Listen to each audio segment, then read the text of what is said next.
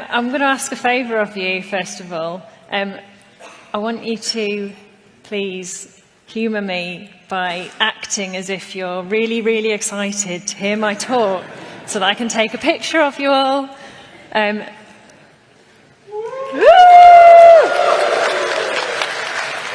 Thank you so much. Okay, I've got quite a lot to get through, so I'm going to just get stuck in. So I'm going to start this talk with a bit of a curveball. No, you haven't come to the wrong talk. Something I learned at university, which I still find fascinating, because I'm going to be honest with you, I've forgotten a lot of what I learned at university. So there are some species of butterflies that get their vivid colouring from naturally forming photonic crystals in their wings. What's a photonic crystal? I hear you ask, and I'm glad you asked that question. It's a lattice type of structure. So this is a lattice type of structure that is periodic at the scale of photons. And so that means that it can filter light at certain wavelengths, cancelling out some frequencies and reinforcing others. And these photonic crystals, they're really interesting to material scientists because if you design them in the right way, it's theoretically possible to make materials from them that offer complete absorption of light at all wavelengths. So that would mean that any objects encased in such material would be invisible to our eyes. How cool would that be? Like, you could actually make an invisibility cloak, a real invisibility cloak, and it's going to happen one day, I'm sure. Okay, so that was a bit random, or was it? I'm going to let you be the judge of that as we progress through this talk. So, I'm Sorrel Harriet, I'm Continuous Learning Lead at Armakuni. I feel like it's customary in tech talks to show a picture of yourself with your first computer. So here's mine, and I'd like to say that I was programming Fortran on it at the tender age of 10, but actually I was mostly just playing Minesweeper on it. My background is a bit of a mixture. So over the years I've worked as a developer, an acoustics consultant. I've done a PhD in virtual acoustics, which is where you get the weird references to photonic crystals from. And that, actually there, is a sonic crystal. So if you scale up photonic crystals to the scale of sound waves, you can make really interesting sculptures that filter sound in interesting ways. Sorry, I'll shut up about that now. Yeah, and I've also done stints in teaching and research. But now I'm working at Armakuni, who are a cloud-first software engineering consultancy. We're based in the UK, but we support clients globally to deliver technology. And we do that by embedding masters of the software engineering craft, masters like Billy, who's in the audience, in the software teams to help them make positive and lasting changes to their working practices. I'm not going to talk too much about what I do in my role as Continuous Learning Lead, because I'm hoping that you're going to get a sense of that as we go through this talk. But suffice to say, I am not a learning and development manager, although I do sometimes tell my relatives that that's what I do, just to avoid having to explain it to them. So I'm here to talk to you today about our lean DevOps approach to learning and development at Armakuni. And what I'm hoping you're going to learn is in the far left column of this learning backlog, which is going to make more sense by the end of the talk. So first I'm going to make a case for greater learning autonomy. And then I'm going to introduce the idea of lean learning, which I believe can support autonomous learning. And then finally, I'm going to show you 5 concrete mechanisms that Armakuni are using to do this, that you could take away and try yourself, potentially. So, just to be clear, we're starting here, and for that, we need to go back to school. So, this is what a university education looks like to me. As a lecturer, I used to design programs of learning which were built around this premise that the end destination was known. So my students were studying software engineering, so they could get jobs as software engineers when they graduated, preferably within 6 months of graduating, because that's going to help the university's ranking in the UK, but we won't get into the politics of that right now. So, of course, there was some variability in the path that they would take to get there. But there couldn't be that much variability because you've essentially got 3 years to reach the top of a mountain via a series of checkpoints. Otherwise, you leave without a degree, so you fail. And I wonder how many of us carry this model of learning into our professional lives. So this idea that there exists a certain sort of well-trodden route towards a given destination and that you just need to follow it. And if you wander off that pathway, or you fall behind your fellow travellers, or you just find that pathway doesn't suit you, then it's due to your weakness, your failure. When we chose our university courses, we supposedly knew what we wanted to be when we grew up. So I'm wondering what changed. How many in the room can relate to this? How many of you in this room still don't know what you want to be when you grew up? Okay, a few hands going up. Well, actually, where I work at Armakuni, 1 in 3 people at Armakuni claim that they don't know what they want to be when they grow up. And there's more. So we've got over a third rarely read a work-related book from start to finish. Over a third don't feel they have enough time for learning. Over a third struggle to stay focused on a single learning pathway. We've got a fifth starting online courses and not completing them. And most worryingly, a third, or nearly a third, experience stress with respect to the above. Hands up if any of you can relate to any of these statements. Yeah, yes, it's good. I mean, it's not good, but we're gonna deal with it. Yeah, finally, the last one I'm going to give you is nearly half of our employees profess to dip in and out of things. Last show of hands. Is this apply to anyone here? Anyone going to admit to dipping in and out of things? I think some of you are not being completely honest. I think there should be more hands. So we could get really deep into the reasons behind this. So we could start asking questions like, are we too easily distracted in this modern technology era? Are we so stressed and cognitively overloaded that we're unable to focus?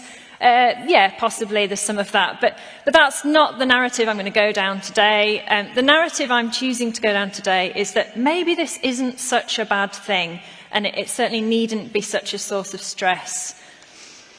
So in English, and I'm not sure if this translates very well in other languages, but we use the term butterfly-minded to describe someone who is a generalist, or perhaps a bit changeable in their interests.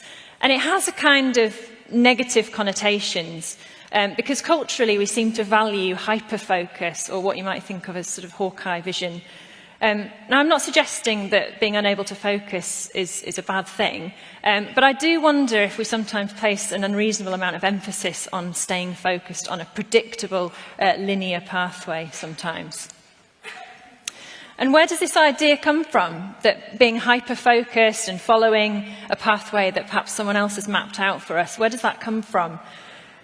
So some would argue that we're primed towards this model as a kind of relic of the industrial era, where education systems were, and to an extent they still are, built around this factory model, the goal of which is to churn out productive worker bees who can contribute to building our capitalist economy. So it's optimised for conformity, not for butterflies. What's the alternative, I wonder? So Ken Robinson, who some of you may have heard of, gave us an alternative model for education. But I should say that these ideas don't originate with Ken Robinson. There have been radical ideas about education going back to the 60s and 70s. It's just that for one reason or another, it seems to have stagnated, at least in the UK. We haven't progressed an awful lot. So he said that we have to recognise that human flourishing is not a mechanical process.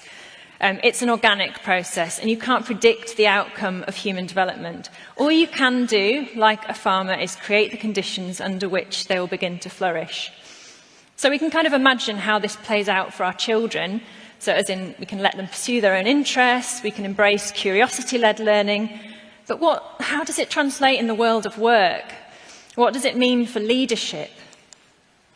So if we go back to the factory model of education, we can see it taken to its next logical stage in Taylor's scientific management theory, which became popular in the industrial era. And this was the idea that through scientific method, managers could identify the most efficient way to perform a task, and they would teach workers how to do it. So they would be the ones with the ideas who would monitor and measure others and move parts of the system around to optimise the throughput. So Taylor tells us that under systematic management, the best man rises to the top more certainly and more rapidly than ever before. And I have to say that in the voice of the British Empire. It just doesn't sound as good otherwise. So, the Taylorist approach to management is thankfully one that I'm sure everyone in this room recognises isn't a good fit for the post-industrial knowledge economy. So we now recognise the need to provide a motivating and satisfying work environment in order to get the best creative and knowledge work out of our people.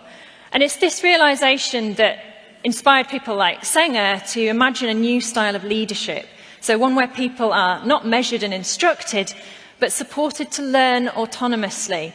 So he says, organisations learn only through individuals who learn.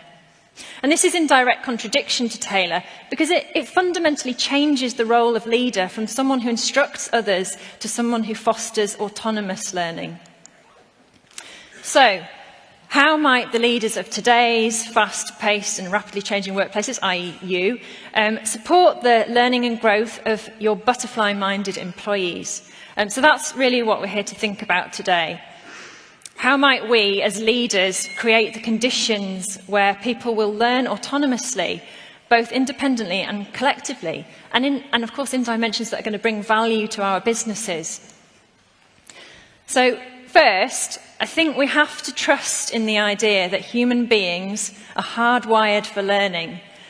So they're naturally curious about what interests them. So this is a quote from 1960s learning theorist John Holt, not the reggae musician of the same name, any reggae lovers in the room. He says, what kills learning pleasure are those who try to divide, organise and control it. So that's me out of a job then. Or maybe it's not, because like I said, I'm not a learning and development manager. So how do you teach or train people without controlling them? So being butterfly-minded myself, I often look for inspiration outside of my domain. So in this case, jazz. Anyone else here like a bit of jazz? If you do, show me some jazz hands. Yeah, you jazz hands. So Tumi Mogorosi is a brilliant jazz drummer and philosopher, like a lot of musicians. And he talks about teaching in that traditional sort of tallest person in the room, telling others what to do kind of sense. As a form of dominance.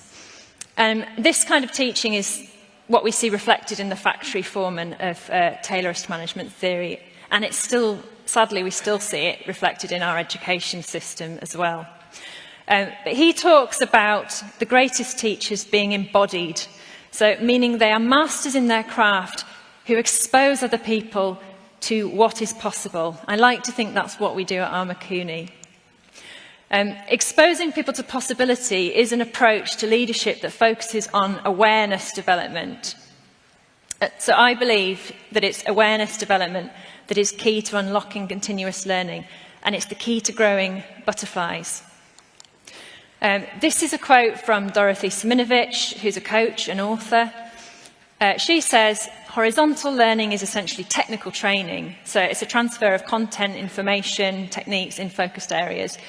Whereas the counterpart of horizontal learning is vertical development, which highlights awareness development.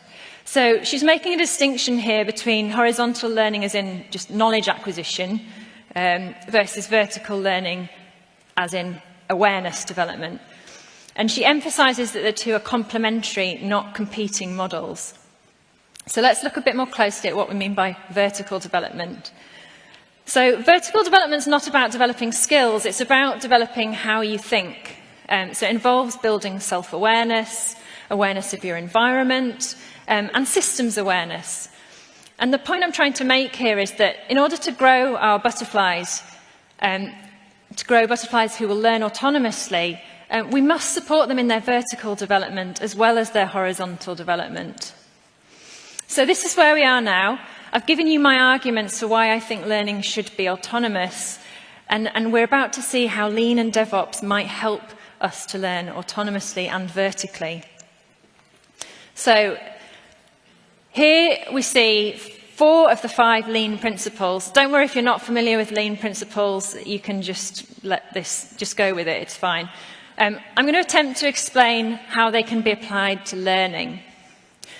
So, define value. This first one, this is about understanding the value in what we're seeking to learn.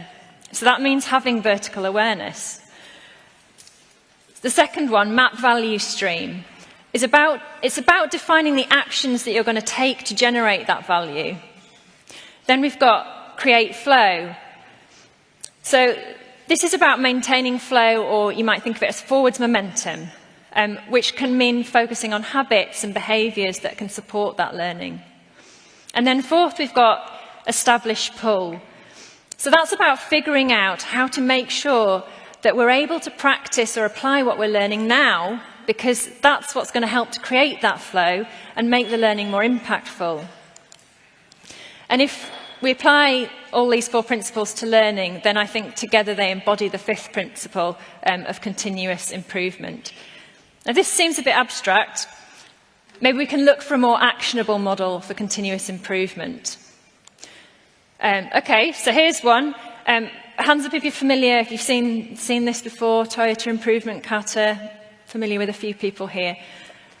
So this describes a process of working iteratively through obstacles and challenges in a process of observation, analysis, and planning and experimentation. This one, you may be less familiar with. I'm not sure. Has anybody come across Kolb's experiential learning cycle? Hands up.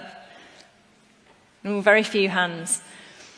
Okay, so Kolb was an education theorist, and he's a staple on pretty much every teaching course. So Kolb emphasises that learning is an active process which includes stages of conceptualisation. So that's what we might think of as traditional textbook learning, although it's not limited to that. Planning how we'll apply that learning, doing it, and then reflecting on the experience. Notice any similarities? Those two models I've just shown you, they're essentially the same thing. They're both describing how we learn through a repetitive cycle of sensing, thinking, and trying stuff out. And the great thing about this model for learning is that it doesn't require us to practice it along a linear trajectory. So through engaging in this process, we can learn in many dimensions, and while continuously generating value for us and for our businesses. And crucially, it supports both vertical and horizontal development. In fact, it depends on them both. So that brings me to my role as continuous learning lead.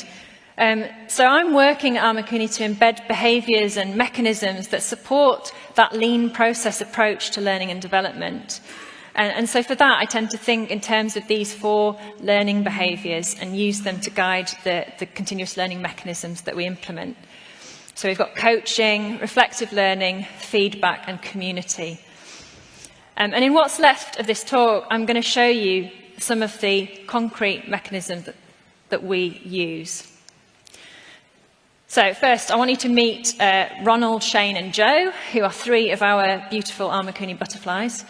To bring the mechanisms that I'm about to describe to you to life, I'm using Ronald, Shane, and Joe to help me tell the story. And this also tells me that we've reached the final row in our learning backlog.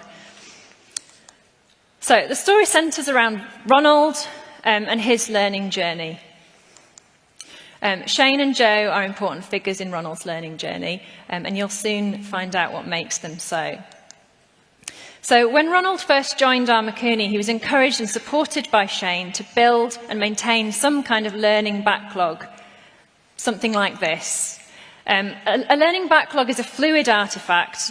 It often takes the form of a Kanban board. That's kind of my preferred format, but it doesn't have to. And its purpose is primarily to generate thought and conversation around the things that people want to learn and how they're going to progress towards their goals.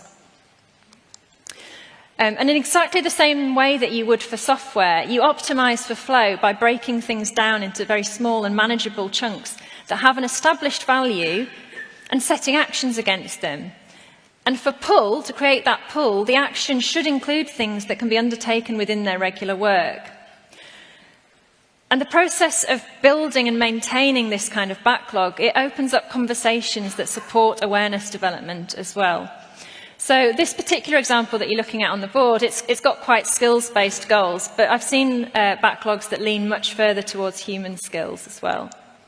And this is what Ronald has said about his learning backlog, or learning plan, it also gets referred to. So since day one, I was introduced to the idea of working through a learning plan, and I can say it's been 100% worth it. It's absolutely something to be worked on and used as part of an iterative process. So it can work, but you do have to work at it. Giving people learning autonomy requires patience and perseverance. You have to trust them.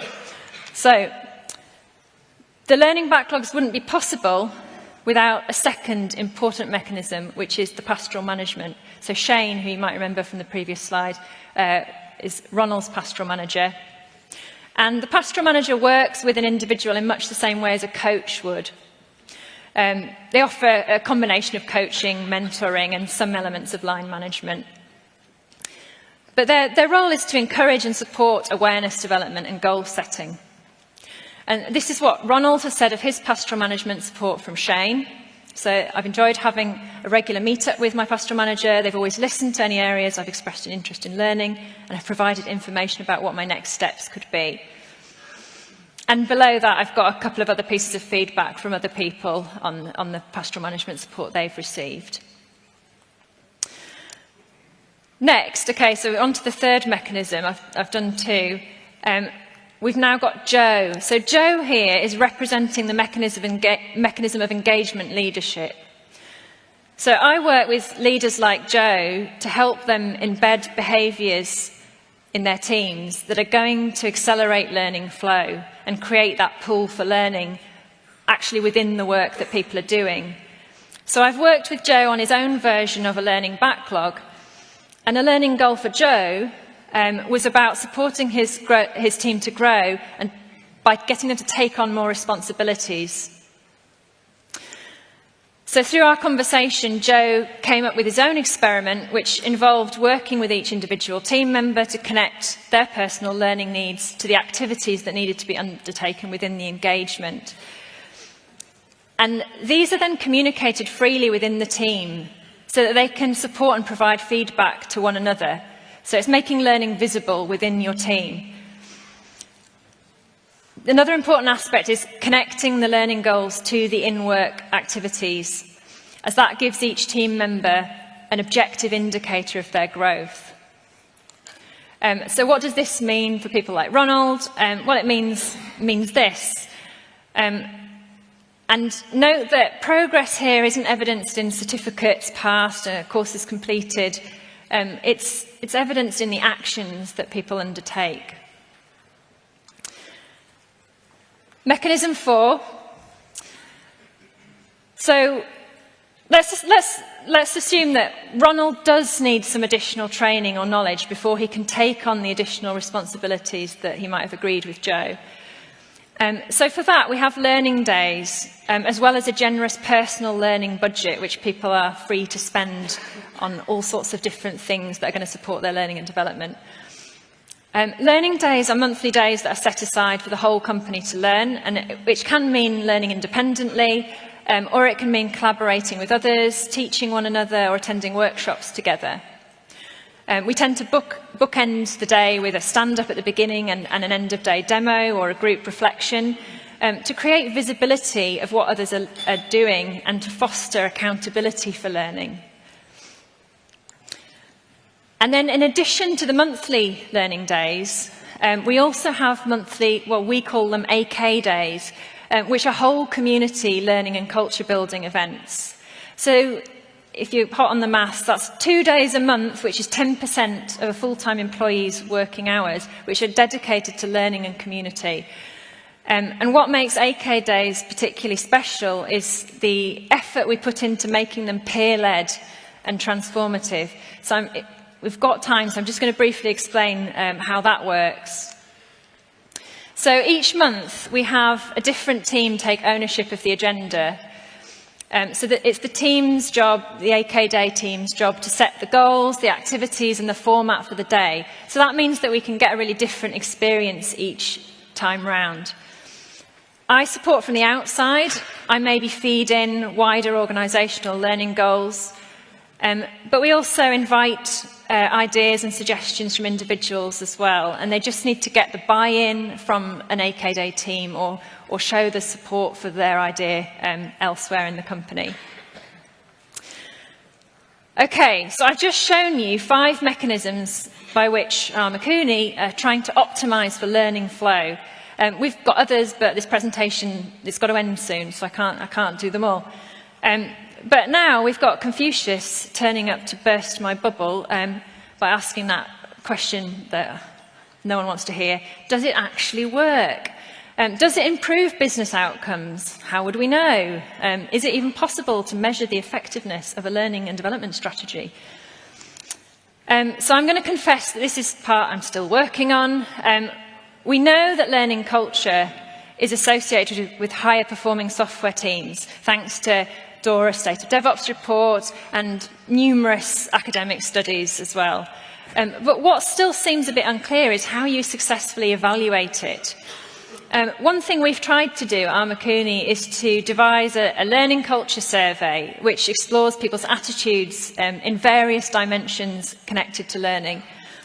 It's still an experiment in progress. I'd be really happy to hear from anyone after the talk who might be interested in trying out this survey with their teams. So, we're nearing the end of this talk. I promised you a lean DevOps approach to learning and development. It's hopefully clear how lean has inspired our approach, but what of DevOps? Well, DevOps is about bringing people together. It's about breaking down silos to create cross-functional teams who have the autonomy to get things done for themselves. And so I think what we're doing here is trying to take a bit of the essence of DevOps and apply it to learning and development. We're trying to make learning and development a shared enterprise. We're bringing together HR or people function, delivery and the wider community, and we're giving the maximum amount of autonomy possible to the individual. We're making learning their responsibility. So there's definitely some DevOps philosophy in here too. Okay, so just to recap, here's where we've been so far. So I made a case for autonomous learning and supporting people's vertical development. And then I showed you how we've taken inspiration from Lean and DevOps to develop our approach to learning and development at Makuni. And then finally, I've shown you a few mechanisms that we use to put our approach into action. Where you go next is entirely up to you. So if we go back to Kolb's experiential learning cycle, what's happened here is that you've had a concrete experience. What I'd like to invite you to do next is to complete the cycle. So in a moment, not just yet, I'm going to ask you to think about what happened and how it made you feel. So it doesn't have to be limited to my talk. It can be everything you've experienced over the last couple of days. How did it make you feel? Think about why it was useful or important to you. And then finally, think about how you might use what you've learned in the future. That last part's very important, because that's where you're going to plan your next experiment. So when you're done, those of you that have got a Twitter account or a LinkedIn account can tweet, "Today I learned," what you learned with the hashtag LeadDev Berlin. Or you might want to post on your company Slack. We have a Today I Learned channel at Makuni where people share just random stuff that they've learned. Okay, so I'm going to you've got 1 minute. So go, think about it. I'm going to get some water.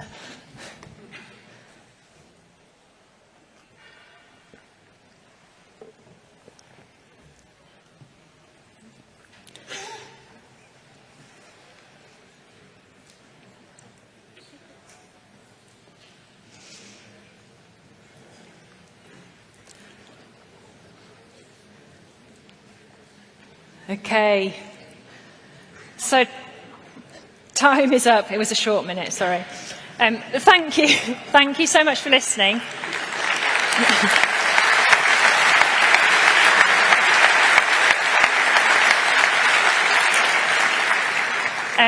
If you'd like to connect with me about supporting continuous learning in your organisation, you can find me on LinkedIn or talk to me after the talk. Or if you're interested in working with us, or if you're wanting resources, we've got some resources we can share. If you're wanting to build learning backlogs, we can share templates. Or if you just want to talk about jazz, you can find me on Instagram trying to be cool. Okay, that's enough. Bye-bye. Thank you very much. Very well done.